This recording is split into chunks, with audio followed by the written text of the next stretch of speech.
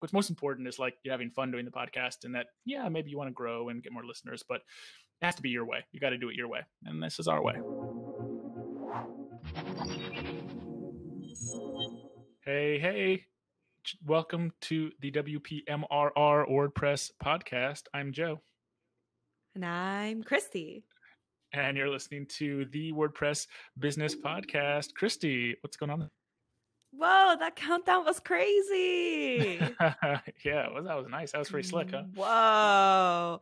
We are using a whole new different tool for podcasting, and it is fancy, and it had a fancy countdown. But we'll get there. Things that are going on in my things that are going on in my life. Oh my gosh. Well, after 6 interesting weeks of cohabitating with other people for my emotional well-being, I am on my own again in Austin, Texas. And it is pretty awesome, I have to say.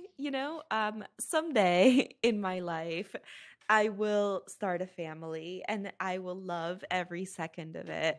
And I will love my future husband and my children, having them run around and having it smell like food all the time. Some of the things that I remember about living with a family. But I gotta tell you that there is something magical about living in your own space and running around in your underwear and leaving the door open when you go to the bathroom. And these are the important things, the most important these are the important things. And I missed it. And I have a new sense of perspective for feeling grateful for the right to, eat cheese straight out of the fridge while I watch Indian Matchmaker on Netflix, Ooh, so yeah. So there's that. But yeah, other than that, I got this new microphone. I'm kind of excited about it. I had mentioned to you, like an audio mic. Yeah, new audio mic and new condenser mic for my voice. I had mentioned to you that with my new apartment here in Texas, in Austin, Texas, it's a lot bigger than my old places. Texas is a lot more land. Joe, you're in DC. And I think listeners know that for the most part, I've lived in cities sort of in the U.S. East Coast that are much more bunched together. So this is a big adjustment for me. But one of the interesting things is that apartments are just kind of bigger in Texas, and definitely bigger than the very small, characteristically and famously small apartments in New York City. And in DC, they're still pretty small. So I have all this extra room. And one of the things that I decided to do was sort of create a little closet recording booth. That's a popular strategy among podcasters and other people who like sound. And so I did that, and I got a new mic. So I'm kind of excited about it and about standing up that project, right? That's a whole new thing to me that appeals to all the things I like music and podcasting and shopping for new electronics. All the things that bring me joy. So I'm pretty pumped about that. Also, I want everybody to know that today is July 23rd, and we are recording this podcast, and a new Taylor Swift album is coming out. Exciting. Oh, wow. I'm not in that world at all. I don't know anything about when any album drops or anything like that, but I'm glad now I know. Now I can I'm embarrassed. Yeah, I'm embarrassed to admit that I am a passionate Swiftie. All right. Well, how about you? How are you? I'm good. It was funny what you said about like being in the closet and recording. We are pretty good friends with someone who works at NPR, who's like one of their like main podcast people. I don't know if I'd say main, but she's on air a good amount of the time, and she's so like. Wait, who? She's pretty all. I don't know if she'd want me to like. Say you can't name drop on our podcast. Yeah, I don't know. I want to ask her. I'll follow up later. Out there and stuff. But, yeah, we'll talk about it offline. But she records in her closet. She put it like she shot us a video once of her just like getting into her closet, like going to record this like NPR like intro. Like, oh, that's kind of Cool. Okay. I guess like if the professionals do it, then we can do it too. So I totally dig it. Think it's a good strategy. Yeah. What's new with me? Uh, Stuff going on. I don't know. Usually my updates are like just the new stuff we're doing. And yeah, we have recently hired a new head of growth, which is exciting. That announcement will come, I don't know, probably in the next month or so when he gets started and gets rocking and rolling on things. So that's a new thing that I'm preparing for. I haven't really onboarded someone in the marketing position in a little while, so I got to go back through how we do onboarding and like figure out how to do that again in the new style. So that's a big project on my plate. The YouTube channel has started, so this will also be live on YouTube. People want to go check it out, but also obviously we're just doing the traditional podcast publishing as well. So, but yeah, YouTube channel with some tutorials. So like Allie is working a lot on that, and I'm kind of, if I said I was working with her on it, that would be like giving myself too much credit. She's pretty much like taking everything and running with it and doing a great job, and I'm just kind of like adding thumb up emojis in Slack, like keep going. So that's the extent. Looks great. Yeah. So she's doing a great job there. We got a couple tutorials up. We plan to do 1 to 2 videos every week, so that's cool. And then obviously like WPMRR Virtual Summit. Ooh, that's like it's a big thing, but it's actually not been like a terrible amount of work so far. Brian Richards obviously is helping out with it, so we're kind of in Slack daily, just like talking about different stuff and working on things. And yeah, it's going to be super awesome. So people will have heard that in a little intro to this episode, but that's a big thing that's coming down the pipeline. And yeah, Christie, you're going to be speaking. That's the first speaker announcement. It's like Christie speaking, but we have, I think, 11 confirmed speakers right now. We'll probably end up with 15 or so at the end of it all. So we're moving forward on things, and people will obviously hear about folks when they get announced and stuff. So yeah, that's what's up with me. That's what I'm working on. That is super exciting. I saw that announcement go live for the summit, and I thought it got a really good reception. I was really excited. Yeah, me too. It's always so funny when like you launch something, and like I'm not big on launches or anything. I honestly I kind of like more of a soft launch and like putting it out there and yeah, like tweeting about it and like putting it out in the world, but it's not like I don't have this like big launch plan. It's pretty much like 5-step bullet point, like tweet it out, like share it with some people in Slack, like maybe like have some people I know share it around. Like it's not like a huge thing, share it with our email list. But I'm always kind of pleasantly surprised that there are always a few people. I always feel like I have like a few cheerleaders on my side who are like, yeah, retweet, hell yeah, like let's share this, and it's like it feels good, it's nice to have people on your side and that stuff. And I don't know, I guess I'm not surprised that they do it, but I'm always a little bit surprised, like, oh, maybe they really like me, like people care about what I'm doing. Yeah, I know what you mean. Yeah, exactly. So yeah, that's gone live, and I should say this to all WPMRR course members, people who have bought the course before. When people bought the course, so WPMRR used to be this video course to teach people how to like implement and sell care plans. It kind of got outdated after like 2 years. It wasn't bad, but it was just a little bit outdated. Like it was just 2 years. Like we changed a lot of stuff we did in 2 years. And so I needed to update it. And I was like, I'd rather do this summit thing. So I actually just switched everything from a course to a summit kind of quickly. People who bought the course originally had lifetime access. They bought lifetime access. So I moved the whole site over to the new summit page, but in the footer of the website, you can scroll down and click login and still use your old login information to log into WPMRR.com and take the course and continue the course. It's all still there. So people who have signed up before still have lifetime access. I actually haven't emailed anybody in the course telling them about this yet. I totally dropped the ball on that because I was busy with launch stuff. So sorry, everyone who didn't get an email, all of a sudden got a new page come up one day. But people, I'll send an email out soon, I promise. And people can definitely scroll to the bottom. It's all still there. You have full access to the whole course, even though it's a little bit outdated. So I want to throw that out there. I actually think that's really cool because then you have all those folks that were in there getting new content through the summit. I definitely appreciate it when companies mind my login experience. That's like one of my small little pet peeves. Like I want to be able to log in with the stuff I created. That drives me crazy. Yeah. I kind of, I lose at the slightest inconvenience, and there's definitely an inconvenience of like different portals and things like that kind of always gets under my skin. So I really like that. I mean, the announcement comes when the announcement comes. Totally. I agree with that. Cool. Okay. Intro done.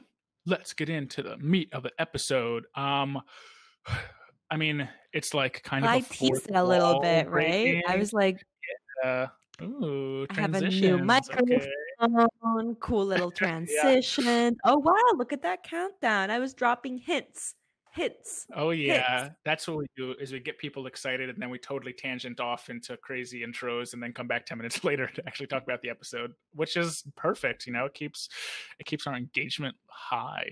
So yeah, podcast episode kind of. My mom will continue to listen. Don't worry. She'll listen to that. My mom doesn't listen to any of this or anything else I do. The episode today is like fourth wall breaking the fourth wall podcasting episode. Did an episode recently it was about podcasting with Joe Casabona. Obviously, he's like one of the podcast kings in the WordPress space. He was a great person to talk to about like building and growing a podcast. I think this is going to be an awesome follow-up episode to like talk to people about like how we run our podcast, like kind of all the aspects of it. And that'll give people an idea. I think it's good to like get a way in so you can really see what's happening so that it's not like a mystery. Because I feel like from the outside, everything always looks like good. Like, oh, like the podcast is great. Like it sounds good. Like it looks good on YouTube. Like we don't do a ton of crazy stuff in the back end, except Bradley, our brilliant editor, who does a bunch of that like stuff I don't know how to do, which we'll talk about in the episode. But yeah, I think this would be a cool episode to start. So we wanted to kind of start. Christie, you want to tell like the quick story about like just how it got started so that people just have a little bit of background? We've talked about this on the podcast before, but like 1 minute just to kind of like remind people. We've told you all this funny story before, but I will recap the story of how Joe sent me this beautiful, heartfelt email about how he was starting WPMRR and would love for me to be his co-host, and I ignored it. The moral of the story is literally never email me. Call me, text me, send me a Twitter DM, Slack me. I'm so available on the internet, but apparently when I see an email, I think what it was I thought that it was like a mass mailing. Like I quickly scanned it and I was probably busy or out of it or whatever. But yeah, I was just like, oh, I'll get to this later. And he emailed me later again and said, hey, I sent you this email. And then I went back and was like, oh crap, I really messed this up. So that is the story of why follow-up emails are super important. And that's how we got started. But I mean, I think that, and I said yes, and we, the rest is history. But I am also kind of curious about the topic for the podcast, right? Because we're kind of breaking the fourth wall. And I think that sometimes people say like, oh, should I have a podcast? And then the next question is, what should my podcast be about? Now, sometimes the topic comes to you first and you're like, well, how do I stand up this podcast? But I'm kind of curious about your thoughts on that. Yes, totally. Before we do that, I want to touch back on personalization of email a little bit because I actually sent out speaker emails for folks for the WPMRR Summit, and it was kind of like a copy and paste email, except I adjusted obviously like names and stuff, and I adjusted like what I want that person to speak about. Like, I think you'd be a great person to speak about X, Y, or Z. Like, you're a designer, like you should talk about like scaling design for an MRR business. Like, so it was personal, but Allie actually gave me some feedback that it felt like a copy paste email, which it probably makes sense because a lot of it was a copy and paste email. So I think that I have actually a little work to do on like making sure I personalize messages for certain people, obviously from the email you got and from the emails maybe Allie gave me feedback on. I think an easy way to do that is like a Loom video. So if you insert like, hey, watch this video, and it's a video shot specifically for that person, Loom's this tool. You shoot videos, you can insert the links in email, shoot them the link to watch like a 1 minute video just explaining things. That would have been a cool way to personalize things to make sure people know like this email was made for you. So I don't know, just throwing it out there as I'm thinking about things. But topic selection. how do we choose topics here at the WPMRR podcast? We're not great at it. This is one of the things that we just kind of do. Okay, so full transparency, right? Today we started this podcast. We were like, we logged in to this room and we said, okay, what are we talking about today? We don't have like a VA who's like searching for ideas, fix. We don't spend hours behind the scenes thinking about podcast topics. We kind of log in and say, hey, what do we feel like talking about today? Which I think has some advantages because a lot of what we talk about is top of mind. It's like we try to log in every week to do a podcast. Okay, what were we thinking about this week? Like, what were the challenges? Like, what kept me up at night? What do we want to talk about? And that kind of leads to like our ability to talk about things that, you know, one, we're passionate about, and two, are just like right there in front of us that I think probably makes sense to talk about because if the challenge is for us, maybe the challenge is for other people. But we also don't have a ton of organization in like the ideating behind podcast ideas. So not every episode is totally like built out and structured in a way that might make it, I don't know, easier for people to absorb information. Like we usually spend 10 minutes. We're looking at a Google Doc right now together, shared Google Doc that just has like a bunch of notes about all the stuff we want to talk about that we just created right before the episode. So we choose right before we record, we write down, I don't know, what is this, like 200 words, something like that, pretty short Something little like bullet that. points, like 10 bullet points about stuff we want to talk about. And then we just kind of go. So that's our strategy behind that. Christie, I don't know what your like feelings are on that. Do you like feel good about how we choose episodes? Are you kind of like, could we do more? I don't know. I feel great about that. And I felt great about that over the, 100+ episodes that we've done now. But I mean, I think that goes back to what I was saying, right? WPMRR is an example of that first category of podcast when we were like, we want to have a podcast about this general topic. Now what are we going to talk about, right? As opposed to maybe podcasts that come with the topic first and then you set up the other structures around it. And so that's how we do it. And we've been doing it for a while now and it's working and people seem to like it. So turns out that it's totally okay, right? I think that process has actually taught me a lot about not over planning. Right, because how Oh, many cool. things do we overplan and then it takes us forever to get them out there? Like one of the things that I'm working on Mm, right now at this moment in time for Liquid Web Nexus is a handful of blog posts, and I'm having to get over my own perfectionism and just mm, riff and speak and speak and speak about the things that are already living yeah, in my brain. And I have this impulse to outline and find links and sources and statistics and things like that. And you don't always have to present information like that, So totally. I think that's a really great thing to get out there. Yeah, I always said that about like the difference between blogging and doing podcasts. I feel like when I Mhm. blog or I write an article, like I wrote this big, long, like detailed article about like the WP Buffs rebrand. It was a great article. It had all the links, it had all the details.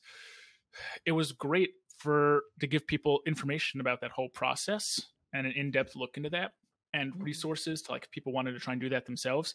But that is like what a blog post is for. It's prepared. You can wait. You can, present your information and edit it for hours before you publish it and really make it perfect. To me, podcasting is this medium of course, everyone does it a different way, and there's a lot of different ways to be successful with it. Some people do it the same as blog posting, right? They like want to make it perfect. It's totally like produced and totally like one thing after the other, all thought out beforehand, and it works well and it presents people information well, and that's great. I always gain a lot of information.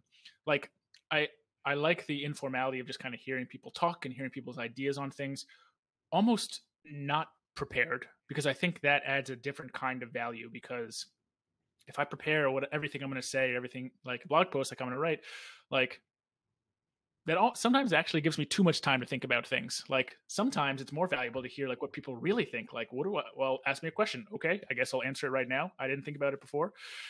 The informality, I think, of the podcast actually, I think, to me, adds a value that people can like really, one, get to know us, and two, really get to know what we think, because a lot of these things we're not preparing a lot beforehand. Like, what do we think about this? We just kind of like take it, choose a topic, riff on it for a little bit. And I think that has kind of a different kind of value, which is like why I like, blog posts are good for one thing, podcasting, I think good for another. But again, like, I don't think that's the one way to do it, right? We're not saying that. Like, of course, some people have super polished shows that are like very regimented and disciplined about things, and that has value too. Maybe we'll do some of that in the future, but like for right now, we really like I think we like our style of kind of like it's our style of just kind of like it's where we add value. We talk about things, we ideate, we think about things and kind of a little bit off the cuff, and I think that's hopefully helpful to people. We've had a few listeners along the way, and I think it's always easy to think like, how can we make it better? How can we get more listeners? How can we do more? Everyone could do that. Like everyone could always optimize and do better things, but like what's most important is like you're having fun doing the podcast, and that maybe you want to grow and get more listeners, but it has to be your way. You got to do it your way, and this is our way. So does that make sense? Yeah, I love that. And I think it's important to get it out there maybe for the perfectionists in the room, right? Like you can totally do a podcast this way, and it works. Yeah. Agreed. How we record the podcast. Well, today we're doing something new. Oh my God, perfect time to talk about this. Yes. Yeah. Okay, so quick story doing today. So we're using this tool called riverside.fm. It is a tool so how we used to do the episode, and what I used to require all our guests to do was we'd set up in Zoom, we'd record in Zoom, but the audio and video in Zoom is compressed, so it's not the highest quality. We'd use video from Zoom, but we'd also use audio from Zoom. But the audio from Zoom was the backup. We'd also record individual audios. So I'd open QuickTime, you'd open QuickTime, we'd record our own audios, drop that into a Google Drive folder when we're done here. So it's kind of like a lot of work. I'd also require guests to do that. So it's kind of, I don't know, it's fine. Like if someone asked me to do that, I wouldn't have any issue with it, but it's not super professional. It's like, it's more of a pain in the butt than it's not a pain in the butt. So I think that's why we're trying to use this new tool, riverside.fm. So Bradley suggested we use this tool. He's actually been suggesting we use a tool like this for like a year, and I just haven't gotten around to it. So Bradley, I apologize, and I'm slow at these things, but we're doing it now, so you can't be mad at me anymore. Bradley, I had no idea. I fully blame Joe. Yeah, Christie was not part of this scheme. I had to not use a tool like this, but this is, I think, a lot better. So Riverside.fm, what you do is you have access to your own room. We're doing video here in Riverside.fm. It records video, HD video and HD audio on both ends, individual audio. So it's recording my individual audio right now and Chrissy's individual audio, my video and your video. And it just saves the file right within the tool. So I can just give this to Bradley and he has everything recorded. We don't have to drop folders or do anything like that. That's one thing that's really cool about it. You can also record live, so you can like hook it into Facebook or YouTube or whatever other tools, Twitter, I think, and you can do like a live recording, which is cool. We're not doing that right now. Maybe at some point we'll do some live stuff, but I thought this is a cool tool to be able to do that. So, maybe we'll start thinking about doing more like live events. You can do that. And also it has a call-in option. So like we could kind of like have some fun, Christy, and do like a radio episode or like a radio episode with like people calling in to do like FAQ and stuff. Like that could be a cool opportunity, or like, I don't know, I thought it was cool. So I was like, oh, this tool is awesome. How did I get started with it? They have a free trial here, and Bradley emailed me. I started the free trial. I jumped in. I started working on stuff. There was a little live chat thing in the bottom corner. I was like, hey, how do I do X, Y, and Z? Someone was like, oh, whatever, like, yeah, here's how you do it. And I was like, oh, thanks. And like, I had a few more questions that were a little bit more intricate. And he was like, hey, you have time to hop on a video call? I hop on a video call with the guy. Turns out it's the founder. He's the guy on the video on the homepage. I was like, you look familiar. That's cool. He walked me through some stuff. I said, dude, this is a cool tool. I skipped my free trial and I went straight to being a paid customer because I thought that was so awesome that he did that. So yeah, I pay like $50 a month for this, but I think we'll also use it for like all sorts of other stuff. Like we could do like happy hours, or like Allie's our new community person, so I'm trying to give her more resources to do community stuff. And I think that would be a cool, like, yeah, opportunities there. So anyway, Riverside.fm. is the tool we use now. But we didn't literally until episode, what is this going to be, like 104 or something? We just did Zoom recordings and like QuickTime recordings. Like it was not a crazy special thing to record, but now we've stepped up a little bit, and this I think makes things easier. So I don't know, Christy, were you ever like frustrated by having to like, I gotta drop another thing or whatever, file here, file there? Not at all. Not at all. And I actually think it's valuable to outline how we were doing things before today, because it's, so much more approachable because it was all tools that people already have right now. All we would do is get on a Zoom and Joe would record a Zoom, and then we would record our individual audio using QuickTime audio on our Macs. And bam, that was it. And then we would upload the QuickTime audio files to Google Drive, so that we would have them all in one place. And then Bradley, the true MVP of this podcast, would edit them into episodes. Yep, totally.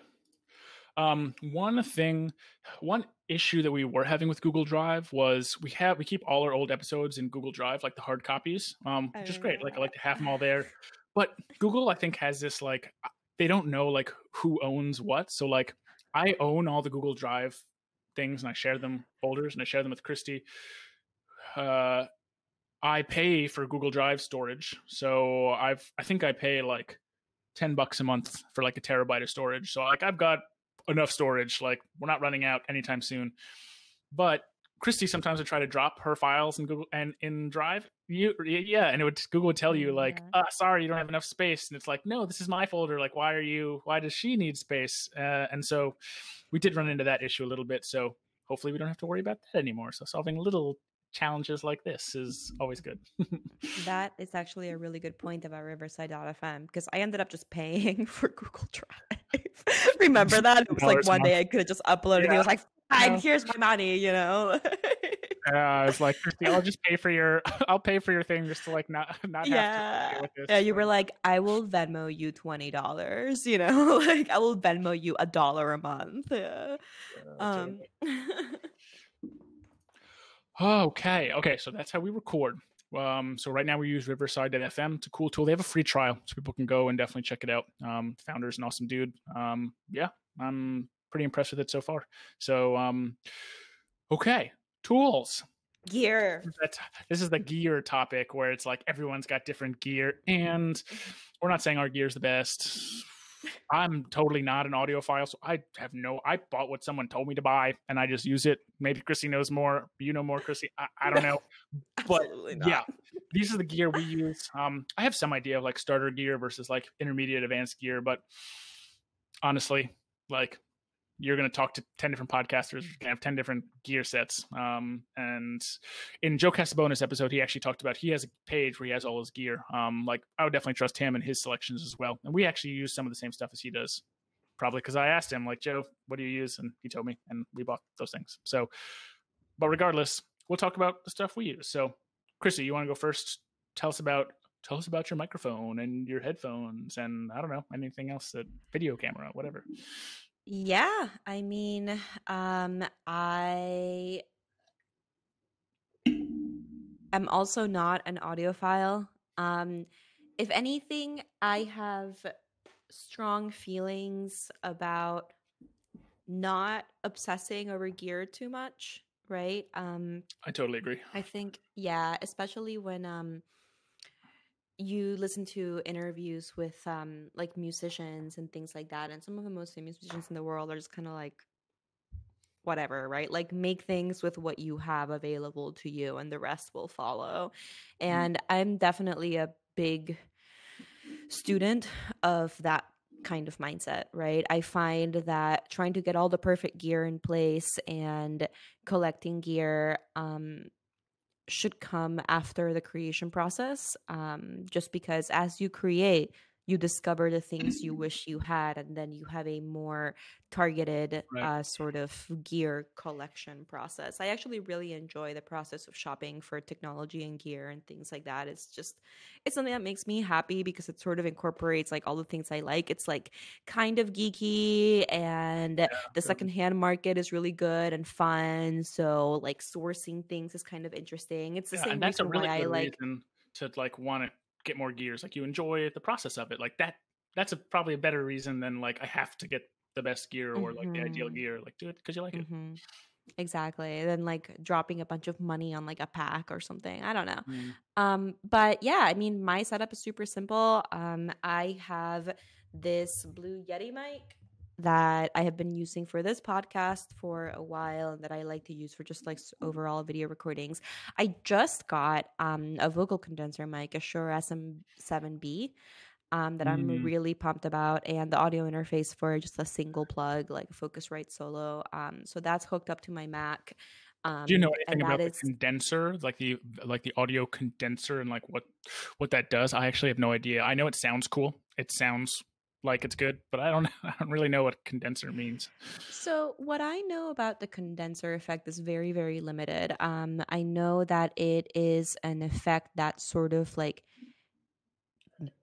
makes it sound good, right? By like That's good to know. removing the frequencies that you don't need. It's like, I guess vocal registers don't need the lower frequencies, Yeah. and some of the very, very, very high ones. So when you take out all that unheard noise, the things that you can hear sound a lot better. And that is, ugh, dear God, if there are any audio engineers listening to that, just cringe at that Yeah. explanation. Yeah, Send me an exactly. email. That's not at all what that is, actually. Sounds Disgusting, right. like I don't know. Yes, send me an email. I don't know. I won't read it. Um, and yeah, so I got that. I'm excited about it because of the project that I was talking about with my little booth in the closet that I'm setting up now that I have this little bit of extra Yeah. square footage, to do all kinds of recording, including WPMRR and all the other types of recording that I do. I, record a Mm. lot of videos. I'm on a lot of video calls. I would Yeah. like to record some of the songs I've written that I only play for people. Um, on Mm. my guitar and piano, right? So lots of little audio projects. It seemed like a reasonable investment. I just got it. I have the closet for it, so I'm pretty pumped. Webcam wise, right now I'm just using my MacBook Pro webcam. Hi, but I do have a Logitech C920 sitting around. That I have actually on a tripod to get maximum webcamming experience. That sounded a little PG-13. And then, my Mac, of course, my iMac has one of the FaceTime HD cameras on it, so I use Yeah. that in the closet. And but I'm super chill on gear. I'm all about making something with what I have and investing in gear as I find that I need it. So Yeah. Totally. Um, I think starting off with basic gear is really important. And as you do more episodes, like you can like give yourself like a treat. Like that's a cool idea. Like after you've done 25 episodes, like you've earned like the ability to like upgrade like this piece of gear. Doesn't mean that you have to have like a huge audience, 25 episodes that like your show has to have grown enormously. It's just like you did that and that's cool. And I think to me that's a good opportunity to like want to buy more gear. I use so I started off with the Blue Yeti as well, which is the microphone you're still using. I upgraded kind of randomly because I went and did Beach Press. What was that, 2 years ago? And I wanted to record some episodes there, so I bought a mobile microphone, a microphone that I could use mobily and just hook into my computer, which is what I'm using right now. It's an Audio Technica ATR 2100 USB mic. It's a great mobile microphone. And I told our editor, Bradley, I was using it. And he said, "Oh, just use it all the time." And I said, "Okay." So here it is, still using it. But this is a good mobile microphone as well. So if you're always recording your podcast episode in one place, maybe you don't need a mobile mic. But I do some traveling. Well, I did before COVID-19, but I hope to do more in the future. And so I like to have a mic that I can grab, put in my bag, and roll with, which you can do with your microphone as well. This one is just it's like literally a microphone you can like hold in your hand, like it's built for that. Video Logitech Brio Ultra HD Pro webcam. again, it's one someone told me to buy, so I bought it. It like sits on top of my big monitor here, and yeah, it's pretty HD quality. It's probably not the best quality. Yeah, I probably like this microphone. I think is like $150 or something, and the video camera is like $200. So it's like mid-tier gear. It's definitely not starter gear, but it's also probably not the top of the line gear as well. I like people recently have been putting out like the gear I use stuff. I know Chris did one. Chris Lemma put out like the gear I use at home. You know, like Matt Mulweg did one as well. Matt's was hilarious because it's like, here are the earphones I use, like, you know, because they're cool. They're like $10,000 earphones. Like, okay, I'm probably not buying those today. Chris's gear was also like pretty expensive, but I mean, that was kind of the point. It was like for like, I don't know, like people who are on video like a lot, and it's really important to like look professional there. Like his camera was like thousands of dollars. And it's like I'm probably not gonna do that right now. But I also just bought like one of those lights that helps your lighting because I'm doing the summit, and so I'm like, I don't know, this light, like it's not bad, like you can still see me, but I'm slowly trying to get a few more professional things. I don't actually remember the brand of the light I bought. I bought like a $50 ring stand thing on Amazon, and so it's nothing crazy special or expensive, but maybe just adjust my lighting a little bit, see if I can get that a little better. So yeah, that's the stuff I use. Chris's camera is really nice. I look at it almost every single day. It's good video. But, you know, Yeah. I think what's important to outline about those two examples is that those people built up to that, right? Like they didn't start Right. yesterday. They didn't start with that setup. They built up to it. I can actually tell you that I know that eventually Chris hired a video consultant for Mm, the setup. So that's also an cool. option, right? At some point, you don't have to be an expert on everything. Yeah. But I think it's just so important to drill home that gear should not be the thing that stops you from creating and putting your ideas and content out there. Right now, I am literally sitting here in a MacBook Pro webcam and a Blue Yeti. This is like $100 microphone. And we're Yeah. doing this podcast and it's going to And come it out sounds fine. good. It And sounds it very sounds good fine. in post Exactly. production. And Yeah. I have some other gear hanging out in the closet waiting to get set up. It's a little bit of, like you said, not the starter gear, the medium gear, but it's 9 a.m. and I'm sitting in my kitchen drinking my coffee and podcasting with Joe and my Blue Yeti, and I feel great. Totally. And like a little more background to like about the podcast, like it probably like will drive a few registrants to the conference. Like we get a few people coming over to WP Buffs who are like potential white label partners. So it drives a little bit of like revenue to the business. I'm sure a few people go to Liquid Web and go check out and Nexus and go like check out hosting there because they've listened to the podcast or like click linked on WPMRR.com. But Mm-hmm. like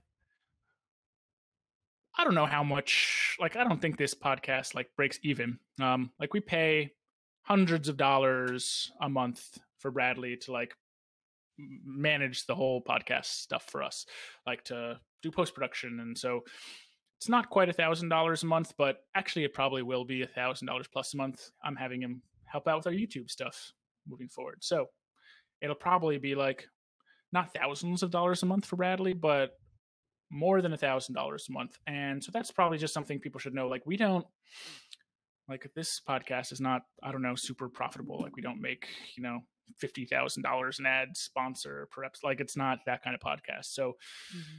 but you know, and so we don't feel like we need top of the line gear to do everything, but it's one of those nice to haves as you do more and it's like becomes part of your life. Like we try to record this every week. Like it's nice to have, you know, some things that are even like level 2 things. And so yeah, as we're talking about the podcast, I just kind of thought it would be good to be transparent about the podcast and like really that's the biggest cost. Obviously, we pay like $50 a month now for Riverside at FM, which is just like funded by WP Buffs. It's no problem. But yeah, I mean, you know, it's not cheap to run the podcast and have Bradley do everything, which we'll talk about here in a second. But yeah, to me, it's worth it because I get to talk with you every week and we get to talk about awesome stuff. Like, and it honestly Yay. helps me as a business owner, like hearing stuff that you have to say and questioning my own thoughts and like wow, I said this one thing 2 episodes ago. Am I sure I feel like that? Like that helps me a lot.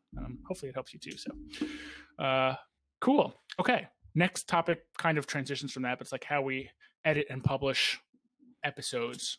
I don't know. Magic happens magically. Magic. We drop the episodes. Now they'll be in Riverside at FM, but they used to be in Google Drive. Bradley and his team pick them up in one upcoming Tuesday. They come out on all the podcast like players, Spotify, Google, whatever, Play. I don't even know them all. Apple. Like I said, Bradley is the true MVP of this podcast. Yeah, totally. We are just the pretty faces. Yes, we are. And Bradley, I'm going to find your website here in a second so I can give you a shout out.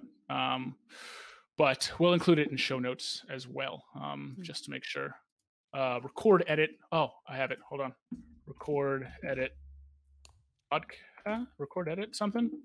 Recordeditpodcast.com. Bradley Denham. That's it. I'll say it again because to make sure I get it right. Recordeditpodcast.com. He's the editor of our podcast. He actually edits a ton of like high profile podcasts. He's really good at what he does. So that's why our podcast ends up sounding so good. Audio engineering is great. And he manages the whole kind of process. We give him files, he publishes it, and it sounds awesome. Again, like I mentioned before, it's not the cheapest option. You could definitely find someone on like Fiverr or Upwork to like do it for a fraction of the cost. But at this point, it's hit the easy button because that's not stuff I want to do. It's not stuff I know how to do.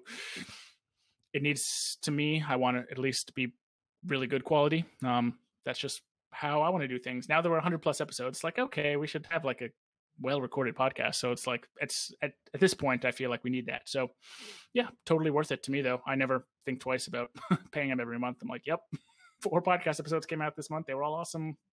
Keep going. But yeah, that's how we do things. Honestly, there are times to save money and to start off small. And when you're starting, maybe you do want to do that. But at this point for us, and definitely for me, I'm like, I'd much rather pay someone to do all that process for us, who's better at it and knows the whole process and has it all systemized and has our podcast coming out sounding good. So yeah, I don't know what else to say about that. Totally. No, I completely agree on all of that. Cool. One new thing we're doing again is this kind of push to YouTube. I know a lot of podcast folks do YouTube as well. So we're definitely not first to this, and it just happens to be something new that we're doing. But we have this video. It's like we should do something with it. And I know some people listen to podcasts when they're taking their dog for a walk or when they're driving. So obviously video is not good for them. But a lot of people will have YouTube on like as a second browser or like while they're doing work on their computer. And so I think it's good to publish podcasts there. It takes a little bit of extra work, but I think it's worth it to have that extra medium out there. So YouTube is something we're starting. We'll do video here. So that will be a cool part of what we do as well. But again, not something you have to start off with. Start off with just the audio, and you can move to video when you want to. Our first podcast episode that went on video was like episode 102 or something. Like it's kind of random, right? But it's like, hey, whatever. Like you got to start somewhere. And don't feel like everything has to be perfect right away. Like, hey, it took us over 100 episodes to start doing YouTube stuff. And that's fine. Right. In 50 episodes, no one will remember. Everyone will just say, yes, it's on YouTube now. And all you have to do is just start one day. So, right. Yeah. Cool. YouTube. How we grow and get listeners. Very interesting topic that we're actually probably like not very good at. We kind of just record the podcast and we've got some stuff I'll talk about, but is there anything you do to like put the show out there, or do you just kind of like sit here and record? And just, like, no. We very much put it out there and just like, I hope you like it, Yeah. but I think that's a factor of the fact that we think it's fun first, right? And if other people think it's fun to listen to, that's a nice bonus. but I like doing it just for the sake of doing it. And I think that that's a really important part, is the process has to be fun for you, right? Like, don't do something that's like pulling teeth, um, Totally. hoping that it's going to get you a certain lead number or results. It's a nice perk, but there's probably something out there that you can do that you genuinely enjoy doing and can also lead you to new business and more subscribers. So, Yeah, agreed. I think it's important that you mentioned like doing what you like enjoy doing. mm, Um, and if you're not like a marketer or whatever, and you don't want to like sell your podcast and put it out there, like quality content's the most important part. Like you will get listeners over a longer period of time if you put out a good podcast, and it just may take longer if you don't do some more proactive stuff. But I have some stuff that I do that's actually pretty basic. I don't think it's anything crazy, and honestly, I don't feel like it doesn't feel like salesy or markety when I do it. So I just kind of want to tell people some details about what I do after every podcast episode goes live. So for all episodes, we just share them out on Twitter. mhm. We have a new Twitter handle, WPMRR Summit. So right now we just changed the process. We'll tweet it from there. I'll retweet it, or actually, I don't know the process. Maybe I tweet it from my account and WP Buffs retweets it and WPMRR retweets it. I don't remember. But one tweets it, the other two retweets. So it starts to get a little bit of momentum there. Hashtag I WordPress is retweet really it. important. Yeah, Christie retweets it. Woo, 3 people. The hashtag WordPress is important just to make sure it's like within the conversation of WordPress. I don't know. That's not going to get you like 1,000 new listeners, but it's just a good best practice to be part of the WordPress conversation on Twitter. What I do when I have a guest on the episode, I actually have a question that's specifically talks about this. So people have to like fill out some information to be a guest on the podcast. And one of the things I have here is we want to reach one of the questions, and you have to check the boxes of things you'll do, is like, we want to reach more WordPressers, and you can help. None of this is required, but these are things we ask of our podcast guests. Can you help us promote your episode by sharing the episode on social media, mentioning the episode to your email list, adding the episode to like a featured on area or any other relevant areas on your website, sharing the episode with your online community like Slack group, Facebook group, etc. And then I just added this like 2 days ago actually, which is embed the YouTube video somewhere on your website. So it allows people to just check boxes and say like self-select, like, yeah, like I don't really have an email thing I send out, or like I'm just like not comfortable doing that. Like, sure, don't check that. After the episode, I'll always email everyone being like, woo, your episode went live. It's awesome. You mentioned wanting to do these things. If you haven't done them already, like, do you still want to? And I don't tell people like they have to. I just kind of remind them the things they said. And that's all. I don't like try to remind them again. I just ask once, and then because they already said they're doing it. So it allows people to self-select there. So we use I use Calendly for guest booking, and allows you to add custom questions. So that's definitely one thing we like do, using the guests audience to help us, put the podcast out there a little bit more, helps get the episode out there more, but also helps get like, potentially like links back to WPMRR.com to different podcast episodes like that over the long term, will snowball into more listeners, more traffic, that kind of stuff. The other thing I like to do, there are some sites where you can like post new content. People have probably heard recently like wpcontent.io is like now managedwp.org has like transitioned to wpcontent.io. It's kind of the same site, I think. Now it's just managed by the Delicious Brains team. You can post content there. So I post every new episode there now, and every new like blog post in WP Buffs and YouTube videos. So that's just a good place to like post your content. I don't think it drives us a ton of new visitors, but like it's worth it. What if that site grows and gets bigger? You want to have, start there. So I think there are a couple sites like that you can do that kind of thing. I think we submit it to like WP newsletter because they have a little submit area. It's like, it literally takes like 5 seconds to do, see if they want to include it in their newsletter. Sometimes I'll ping friends. Maybe I know Corey a little bit. Maybe I'm like, hey, Corey, I thought this was a good episode. You want to like listen to it? And he's like, whoa, it was a good episode. I'm going to include it in the post status newsletter. A lot of times I just kind of like ask if he wants to listen to it or whatever. And I have a few contacts like that. So network's also cool too. But again, I probably do like 10 minutes of like whatever marketing for the episode, and it's like those things. I don't do anything else, but that's my shtick. Hopefully people can like use some of those tips. I don't think I have anything else. That's it. That's a lot more than I knew about, actually, Joe. Look at all the work You're you're doing entertained, while right? I just do nothing. Maybe it's time for me to start pulling my weight. Let me think about some things I can do to Believe me, promote the you're the podcast. you carry the podcast in the podcast content. I just follow along. So if I can do a little bit more to help promote the podcast, that is totally fine. And again, it's not a ton of work. It's really just a few minutes of of stuff I want to do afterwards. And sometimes other people do that stuff, but I like to do it sometimes because sometimes I don't know. It's a nice personal touch. I had a guest on. I emailed them instead of like someone on my team who's just like, "Hey, Joe says thanks." Like, I don't know. That's fine, but sometimes I like to do it too. So, yeah, cool. And you learned something new today. We try to put the podcast out a little bit into the world, and there's a thing of putting a great product together and not having anybody ever listen. And you want to try and do something to put it out in the world. Do something. And we don't, again, we're on 100 plus episodes. We don't do a million things. We just do a few things. And, eventually people are like, that's a podcast in the WordPress space. That's one of the main ones. And you're like, what? I just recorded 100 episodes. That's literally what I did. Yeah. So, a lot of it is just time too, I think, in terms of growing the podcast. It takes time. Don't think you're going to start a podcast and then, 3 months later, you're going to blow up. Maybe you will if you already have a platform. I know a few people have launched podcasts and they became pretty popular pretty quickly. But it's because they already had a big audience. They were already a big company in the WordPress space.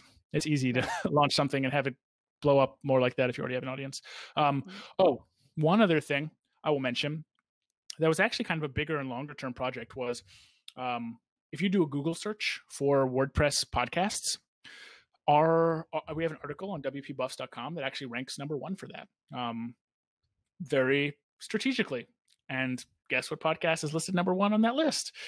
WPMRR podcast. And we're very clear, like, this is our podcast, but like, hey, you probably want to listen to. We have great episodes from X people or X companies, people at X companies. And so when people search WordPress podcasts and want to find a podcast, it does get a good amount of searches every month. People will find that blog post and then find our podcast and then hopefully subscribe. So that's something that very strategically we've tried to like use WP Buffs, like domain authority and SEO performance to try and help drive some stuff towards WPMRR as well. So that's maybe not something everybody can do. And no one should do that because we want to keep that #1 spot. But hey, if you want to try and rank for it, that's good. It'll make us step up our game too. So yeah, that's just one of those things that was a longer term thing. But I think probably drives some listeners and some growth towards WPMRR podcast. So woo. All right. And last but most certainly not least, how we improve. I mean, you improve by practicing. Yes, I couldn't have said it better myself. You feel like over 100 plus episodes, just talking for 45 minutes to an hour times 100 plus episodes, do you feel like you've gotten better at being on the podcast? I hope so. I think the listeners can tell me better than I can ever tell myself, but I would hope so.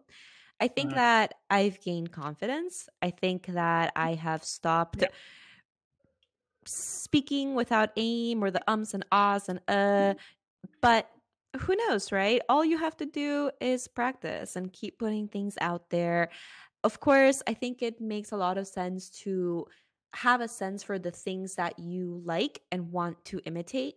I find that people are often afraid of imitation. I embrace imitation. I think it's the greatest form of flattery. And when I like something, I'm like, how can I make something like this? Because the reality is that it's really hard to make something exactly like something else. Totally. You really have to either copy paste, in which case, what? Or you have to actually try to copy something, and being inspired by something is actually an excellent strategy. So listen to other things that you like. Yeah, and I think if anything, getting honest opinions is a really great way to improve. A lot of the time, it's really hard to get honest opinions because you'll ask people and nobody wants to be It's a great brutally show. honest. It's Yeah, you're so doing good. You awesome. guys are the Awesome. best. Awesome. You're perfect. Yeah. But I have found that when I explicitly communicate that I want critical Yeah, feedback, explicitly. that I'll get it. Yep. Hey, I am looking for your opinion on this. I would like to hear your critical feedback. I can take it. I want to be better and Yeah. I want to know What are what my you didn't feelings? like. Yeah, exactly. And of course, you have to actually mean it. Like, don't ask for the critical feedback and then immediately start defending Right. yourself. Like, Yeah. accept, nod, take note, and find what you can improve. And I think Yeah. that those are really great ways to get ahead and grow as you do. But really, I just can't drill home enough how important I think it is to just do. Yeah. Just make something, put it out there. No matter what you do, you're going to think it's terrible 3 years from now. Oh, big time. Honestly, because if you don't look back at something that you made 3 years ago and are horrendously embarrassed by it, you're not You growing. That didn't do means enough. that you Yeah. didn't learn anything. Yeah. So just brace yourself from the embarrassment. Oh my God, I have watched some of the stuff that I did in like 2014 or something, and I'm like, no, Yikes. and I have to just remind myself, like, that's because you're growing and you're learning every single day, Yes. and that's a good thing. Yeah. Yeah. I really like what you said about getting critical feedback. One thing I would mention there is there's feedback that's really good, that's critical, and that helps you grow, and that is good feedback for the episode. Like I've gotten feedback before that's like, why do you put the guests in the beginning, or like these, like your guests are always some character. It's kind of annoying because I can't see the whole title. It doesn't like show up sometimes. And I was like, that's totally valid feedback, and I'm glad someone told me that. Like that's really cool. I actually don't even remember who it was. Maybe it was Bradley, but I think it maybe it'd been like a listener as well. And I was like, great feedback, but I like doing that. So like I'm not going to change it. And that's also important, I think, like taking the feedback and knowing what to change and what is okay that maybe one listener doesn't appreciate, but that's okay. Maybe that one listener like is probably suggestive of like probably 10 or 50 other listeners that probably think the same thing, but like we've said before, you have to do things your way. And like I like that aspect of the show. So I'm probably not going to change it. Another thing someone mentioned to me, like we curse sometimes on the show. It's not very frequent, but like yeah, we drop an F-bomb or whatever every once in a while. Someone told me on the show, like, or someone emailed me and said, like, hey, like I kind of listen with my daughter sometimes, but like I may not listen anymore because like you curse sometimes, like my daughter's around. And that was like for sure one of those things where I was like, thank you for the feedback. I appreciate you being honest. That means a lot, but I'm not going to change that about the show at all because the authenticity is important, and to be able to drop a shit sometimes is like if I feel passionately about something, I want to be able to say that. And so to that listener, like of course I want you to be a listener, I want your daughter to be able to listen, but like we're going to do the show our way. And you know, that's a good learning opportunity for her too. You got to talk to her about cursing and language and that kind of stuff. So maybe I'm doing you a favor, I don't know. The other quick thing I'd say is in terms of learning, I listen to a lot of non-WordPress podcasts as well, and it actually gets me Mm-hmm. a lot of really good learning. One direct example is like I listen to the Indie Hackers podcast a lot, and they talk about a lot of like revenue funded business stuff, like software as a service, subscription business, like a lot of information about that kind of stuff. There's a ton of stuff. I was just listening to the other day about someone who like built a cookie delivery business to like a $2 million a year business in like 12 months. And I was like, what? That's crazy. And so that gives me a ton of ideas of like maybe what I can bring back to the WordPress space as like a lesson from that podcast I listened to. So like Christie, you mentioned like it's good to like take ideas from other places and like apply them in different situations. I think there's a lot of like external WordPress space stuff that we can apply to like things we can talk about here. So like I may write down some ideas in like an idea doc that's like, oh, that would be a cool thing to like transition and talk about. How does that apply to the WordPress space? Yeah, I don't know. So learning, I'm listening to other podcasts, also how they format their podcasts, how they do things. That also gives me ideas of like, oh, I really liked that when that podcast did that. That was really cool. It gave me a really good feeling. Somewhere in me, like I really enjoyed that, and it makes me think higher of this podcast. Those things are hard to find and hard to discover, and you can't always discover it in your own podcast because you're too in it.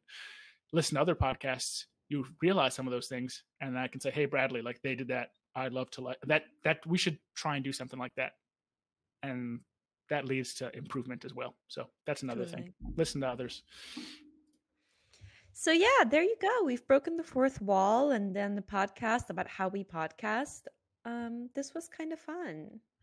It was. And I have a call coming up in 2 minutes. So we should wrap up the episode. But it was a good episode. I thought it was great. Hopefully get people some good transparency into the podcast and everything we do here. And if you've been curious about starting your own podcast to boost your monthly recurring revenue, I hope it gives you some insight into what we get and don't get out of it. And where can people find us, Joe? People can find us at WPMRR.com/podcast. If you want to give us an iTunes review, that'd be swell. WPMRR.com/iTunes redirects you right there. Got a lot of old episodes people can go through, listen, binge. Like we've talked about before, don't go back too far, because what were we even talking about 2 years ago? I don't even know. But go back to episodes like 25 plus, those are good ones. I don't know. They're all fine. But binging episodes, good idea. If people have questions, where can they reach us? They can reach us at that's YO, at WPMRR.com. Woo! WPMRR Virtual Summit. Come see Christie's talk. It's going to be awesome. Can't wait. We will be in your podcast players or YouTube embedded video player again next Tuesday. Although I don't know if YouTube videos are being published on Tuesdays. We haven't figured out scheduling for that yet. They'll come whenever. They'll be on YouTube at some point. But Tuesday or some other day of the week, you'll listen to this. It'll be awesome. Okay, cool. We'll see you next time. Bye.